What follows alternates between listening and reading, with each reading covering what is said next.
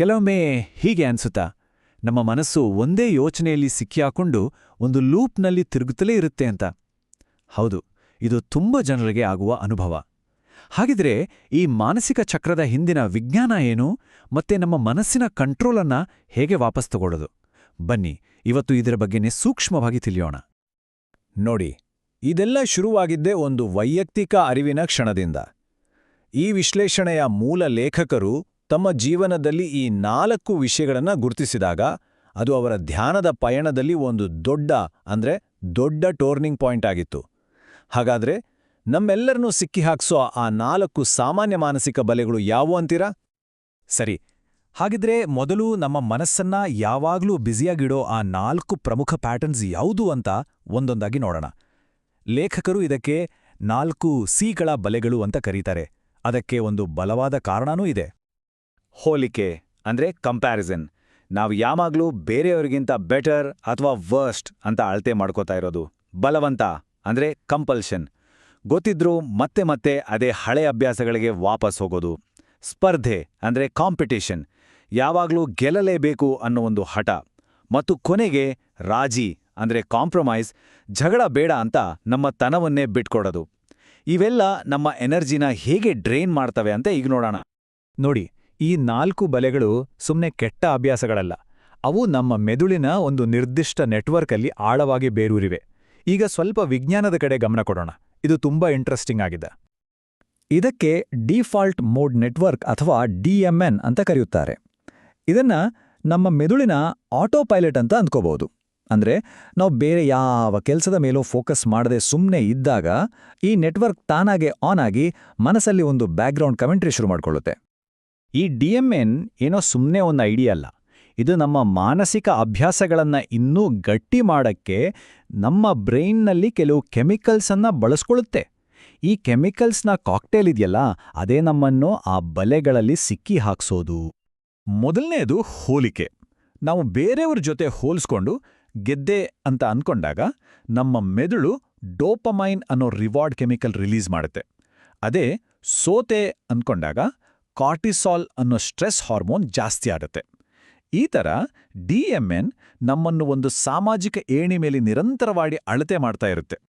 ಎರಡನೇದು ಬಲವಂತದ ವರ್ತನೆಗಳು. ನಮ್ಮ ಮೆದುಳಿನ ಆಟೋಪೈಲಟ್ಗೆ ಹಳೆಯ ಗೊತ್ತಿರೋ ದಾರಿಗಳೇ ಇಷ್ಟ.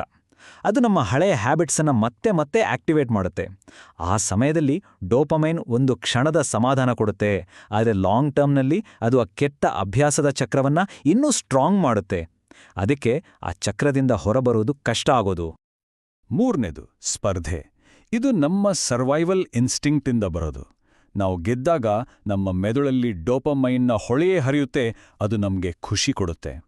ನಮ್ಮ DMN ನಮ್ಮೊಳಗಿನ ಶ್ರೇಷ್ಠತೆ ಅಥವಾ ಕೀಳರಿಮೆಯ ಕಥೆಗಳನ್ನ ಹೆಣೆದು ಈ ಸ್ಪರ್ಧಾತ್ಮಕ ಮನೋಭಾವವನ್ನು ಇನ್ನೂ ಜಾಸ್ತಿ ಮಾಡುತ್ತೆ. ಮತ್ತು 4ನೇದು ರಾಜಿ. ಸಮಾಜದಿಂದ ತಿರಸ್ಕರಿಸಲ್ಪಟ್ರೆ ಅನ್ನೋ ಭಯದಿಂದ ನಮ್ಮ DMN ಕೆಲವೊಮ್ಮೆ ನಮ್ಮನ್ನೇ ನಾವು ಕಳ್ಕೊಳ್ಳುವಂತಹ ರಾಜಿಗಳಿಗೆ ತಳ್ಳುತ್ತೆ. ಆಕ್ಸಿಟೋಸಿನ್ ನಮ್ಮನ್ನ ಸಮಾಜದ ಜೊತೆ ಹೊಂದಿಕೊಂಡು ಹೋಗಕ್ಕೆ ಪ್ರೇರೇಪಿಸಿದ್ರೆ ಜಗಳ ತಪ್ಸೋ ಒತ್ತಡದಿಂದ ಕಾರ್ಟಿಸೋಲ್ ಹೆಚ್ಚಾಗುತ್ತೆ. ಹಾಗಾದ್ರೆ ಈ ಆಟೋಪೈಲಟ್ ಮೋಡ್ನಿಂದ ಹೊರಗೆ ಬಂದು ಕಂಟ್ರೋಲ್ ಅನ್ನ ನಮ್ಮ ಕೈಗೆ ತಗೊಳ್ಳೋದು ಹೇಗೆ? ಚಿಂತೆ ಬೇಡ, ಅದಕ್ಕೆ ಒಂದು ದಾರಿ ಇದೆ. ಅತಿಯಾಗಿ ಆಕ್ಟಿವ್ ಆಗಿರೋ ಈ DMN ಅನ್ನ ಸೈಲೆಂಟ್ ಮಾಡೋಕ್ಕೆ ವೈಜ್ಞಾನಿಕವಾಗಿ ಒಂದು ವಿಧಾನ ಇದೆ. ಈಗ ಅದರ ಬಗ್ಗೆ ಮಾತಾಡೋಣ. ಬೌದ್ಧ ಧ್ಯಾನದಲ್ಲಿ ಧ್ಯಾನ ಅಂತ ಕರೆಯೋ 4 ಆಳವಾದ ಹಂತಗಳಿವೆ.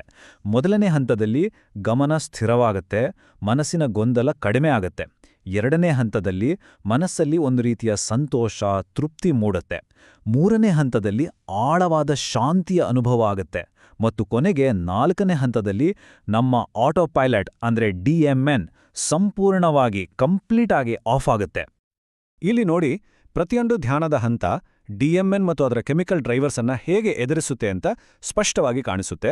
ಮೊದಲನೇ ಹಂತ ಡೋಪಮೈನ್ ಮತ್ತು ಕಾರ್ಟಿಸಾಲ್ ಕಡಿಮೆ ಮಾಡಿದ್ರೆ 4ನೇ ಹಂತದಲ್ಲಿ DMN ಸಂಪೂರ್ಣವಾಗಿ ಸೈಲೆಂಟ್ ಆಗುತ್ತೆ. ನಮ್ಮ ಗುರಿ ಇದೇ ತಾನೇ, ಆಟೋಪೈಲಟ್ ಅನ್ನ ಆಫ್ ಮಾಡಿ ಪ್ರಜ್ಞಾಪೂರ್ವಕ ಮನಸ್ಸನ್ನು ಜಾಗೃತಗೊಳಿಸೋದು. ನಮ್ಮ ಮೆದುಳನ್ನು ಹೀಗೆ ರೀವೈರ್ ಮಾಡುವ ಪ್ರಕ್ರಿಯೆಯಲ್ಲಿ ಒಂದು ಪ್ರಮುಖವಾದ ನರರಾಸಾಯನಿಕ ಅಂದ್ರೆ ನ್ಯೂರೋಕೆಮಿಕಲ್ ಮುಖ್ಯ ಪಾತ್ರ ವಹಿಸುತ್ತೆ. ಬನ್ನಿ ಅದರ ಬಗ್ಗೆ ತಿಳಿಯೋಣ. ಇದರ ಹೆಸರು ಆನಂದಮೈಡ್. ಗೊತ್ತಾ, ಇದನ್ನ ಆನಂದದ ಅಣು ಅಥವಾ ಬ್ಲಿಸ್ ಮಾಲಿಕ್ಯೂಲ್ ಅಂತಾನೂ ಕರೀತಾರೆ. ಇದರ ಹೆಸರು ಸಂಸ್ಕೃತದ ಆನಂದ ಅನ್ನೋ ಪದದಿಂದ ಬಂದಿದೆ. ಅಂದ್ರೆ ಆಂತರಿಕ ಸಂತೋಷ. ಇದನ್ನ ನಮ್ಮ ಮೆದುಳೇ ಉತ್ಪಾದಿಸುತ್ತೆ. ಈ ಆನಂದ ಮೈಂಡ್ನ ಪವರ್ ನಿಜಕ್ಕೂ ಅದ್ಭುತ.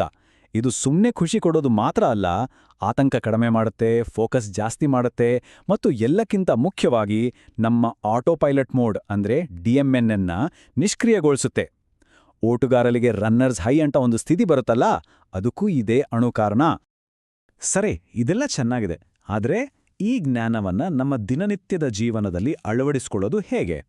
ಬನ್ನಿ, DMN ಚಟುವಟಿಕೆಯನ್ನು ಕಡಿಮೆ ಮಾಡೋಕೆ ಕೆಲವು ಸಿಂಪಲ್, ಪ್ರಾಕ್ಟಿಕಲ್ ವಿಧಾನಗಳನ್ನು ನೋಡೋಣ. ಒಂದು ಕ್ಷಣ ಯೋಚನೆ ಮಾಡಿ. ನಾವು ದಿನ ಶುರು ಮಾಡೋಕೆ ಕುಡಿಯೋ ಕಾಫಿ ಇದೆಯಲ್ಲ, ಅದು ಕೆಲವೊಮ್ಮೆ DMN ಅನ್ನ ಶಾಂತಗೊಳಿಸೋ ನಮ್ಮ ಗುರಿಗೆ ವಿರುದ್ಧವಾಗಿ ಕೆಲಸ ಮಾಡ್ಬೋದು. ಹೇಗೆ ಅಂದರೆ, ಕೆಫೀನ್ ನಮ್ಮ ಡೋಪಮೈನ್ ಚಕ್ರಗಳನ್ನು ಬಲಪಡಿಸಿ ಸ್ಟ್ರೆಸ್ ಹಾರ್ಮೋನ್ ಕಾರ್ಟಿಸೋಲನ್ನು ಹೆಚ್ಚಿಸ್ತದೆ. ಆದರೆ ಕೆಫೀನ್ ಫ್ರೀ ಪರ್ಯಾಯಗಳು ಶಾಂತವಾದ ಗಮನ ಮತ್ತು ಆಳವಾದ ವಿಶ್ರಾಂತಿಗೆ ಸಹಾಯ ಮಾಡ್ತದೆ. ಆದ್ರೆ ಚಿಂತೆ ಮಾಡಬೇಕಾಗಿಲ್ಲ. ಆನಂದ ಮೈಂಡನ್ನು ಹೆಚ್ಚಿಸಿ DMN ಅನ್ನ ಶಾಂತಗೊಳಿಸಲು ತುಂಬ ಸರಳ ನ್ಯಾಚುರಲ್ ದಾರಿಗಳಿವೆ. ವ್ಯಾಯಾಮ, ಇಷ್ಟವಾದ ಸಂಗೀತ ಕೇಳೋದು, ಸ್ನೇಹಿತರ ಜೊತೆ ಸೇರಿ ನಗೋದು ಮತ್ತು ಖಂಡಿತವಾಗಿಯೂ ಆಳವಾದ ಧ್ಯಾನ. ಎಲ್ಲ ಚಟುವಟಿಕೆಗಳು ನಮ್ಮ ಮೆದುಳಿನ ಆಟೋಪೈಲಟ್ ಅನ್ನ ಆಫ್ ಮಾಡಕ್ಕೆ ಹೆಲ್ಪ್ ಮಾಡ್ತವೆ. ಮತ್ತು ಕೊನೆಯದಾಗಿ ಈ ಒಂದು ಪ್ರಶ್ನೆಯೊಂದಿಗೆ ಈ ವಿಶ್ಲೇಷಣೆಯನ್ನು ಮುಗಿಸೋಣ. ಒಂದು ವೇಳೆ ಮೆದುಳು ತನ್ನಷ್ಟಕ್ಕೆ ತಾನೇ ಆಟೋಪೈಲಟ್ ಮೋಡ್ನಲ್ಲಿ ಓಡ್ತಿದ್ರೆ, ಹಾಗಿದ್ರೆ ಆ ಪೈಲಟ್ ಸೀಟ್ನಲ್ಲಿ ಯಾರು ಕೂರಬೇಕು? ಇದು ಪ್ರಜ್ಞಾಪೂರ್ವಕವಾಗಿ ನಮ್ಮ ನಿಯಂತ್ರಣವನ್ನು ತೆಗೆದುಕೊಳ್ಳುವ ಬಗ್ಗೆ ಯೋಚಿಸುವಂತೆ ಮಾಡುವ ಪ್ರಶ್ನೆ.